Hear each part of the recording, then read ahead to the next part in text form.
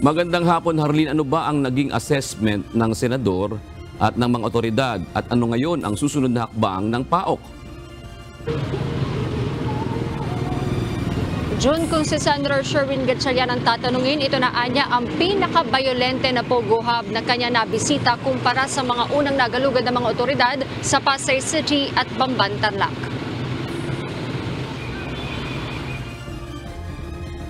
Personal na ininspeksyon ni Senator Sherwin Gatchalian ang Lucky South 99 sa Pogo Hub sa Porac, Pampanga kasama ang Presidential Anti-Organized Crime Commission o PAOK katuwang ang Philippine National Police. Pagpasok pa lang ng compound, bumungad na ang ilang mamahaling sasakyan.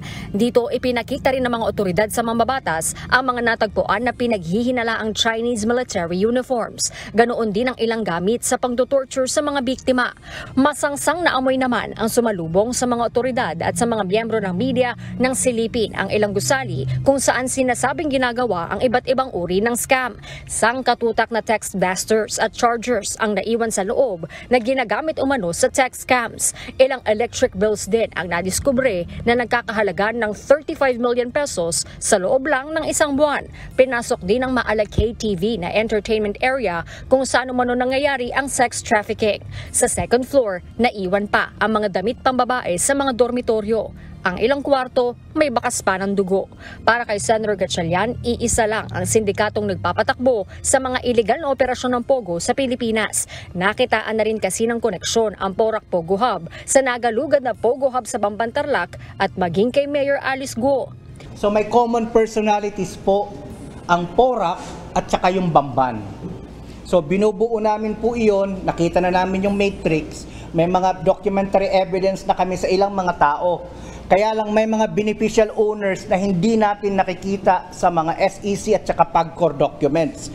Ang masasagot ko lang yung mga kausap niyang tao, nakita rin dito sa Pogo Hub na ito.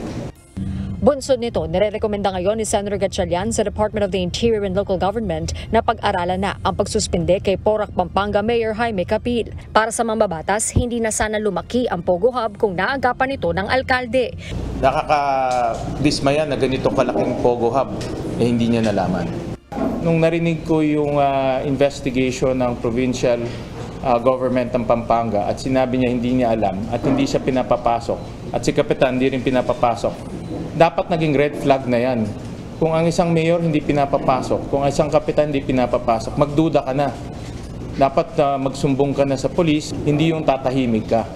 Dahil kung tumahimik ka, para ka nang kasama doon sa mga krimen na nangyari. Kikita natin, merong negligence na nangyari dahil pinabayaan niyang mangyari ito sa kanyang lugar. Sinisika pa ng UNTV News na makakuha ng pahayag mula kay Mayor Capil. Sa ngayon, meron ng 100 persons of interest ang PAOK kaugnay ng iligal na aktibidad sa Pogo Hub sa Porac, Pampanga. Ayon sa PAOK, nasa Pilipinas pa ang karamihan sa kanila, ngunit may isang Chinese national umano ang tinangkang tumakas. Just last night, may pinahold kami sa Davao Airport. And ito yung isa sa mga boss na pinagdududahan namin. So ginagawa na namin yung mga dokumento ngayon para at least ma-interview namin at ma-imbestigahan. Bukas nakatakdang maghain ng PAOK sa Department of Justice ng mga kasong kidnapping at serious physical injuries laban sa mga sangkot sa Porac Pogo Hub.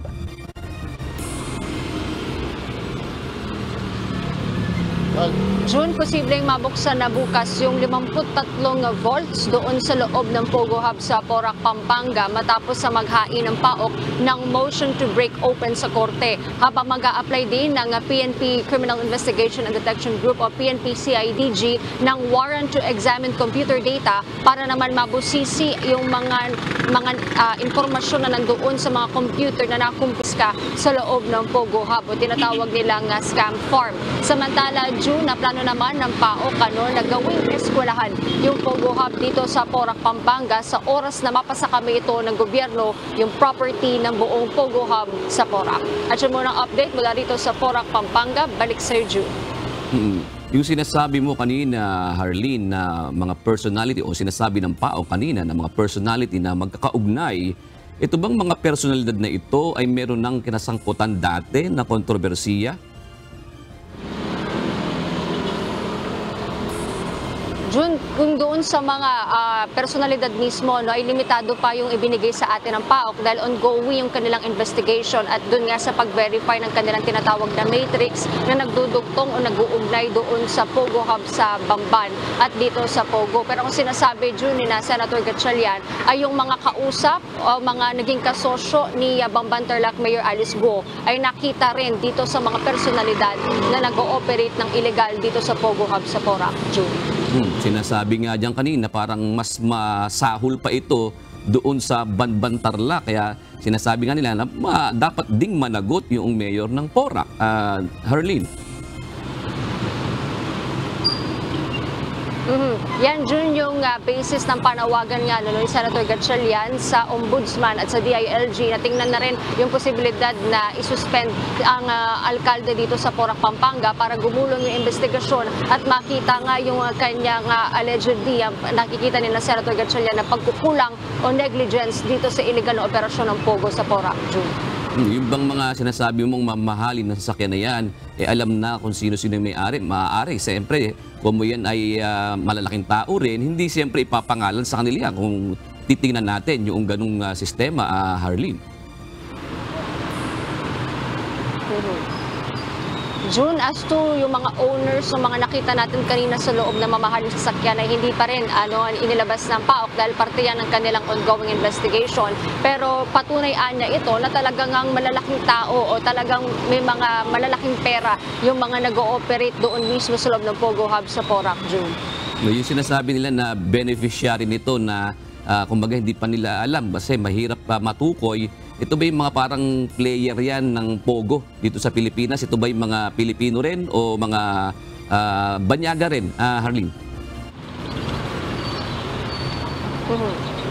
June, hindi din masyadong nagbigay ng specifics ang PAOK at si Senator Gatchalian dahil nga nag-iingat sila dahil parte ito ng ongoing investigation. Pero ang sinabi kanina ni Senator Gatchalian ay may mga banyaga at may mga Pilipino na tinitingnan dito sa likod ng Pogo operations dito sa Pogo ng Porac at ng Bamban. At tingin nga ni Senator Gatchalian, iisa lang yung sindikato na mastermind sa lahat ng illegal na Pogo operations dito sa Pilipinas, June. Kailan ba kailan ba magsisimula ang investigasyon muli sa Senado hinggil dyan sa Pogo, Harleen? June, sa Miyerkules, magsasagawa na ulit ng pagdinig ang Senate Committee on Women kung saan itutuloy yung investigasyon kay Bamban Tarlac Mayor Alice Guo at tatalakayin na rin itong issue ng Pogo sa Porac, Pampanga, June. Maraming salamat, Harleen Delgado, nag-uulat ng live mula sa Porac, Pampanga.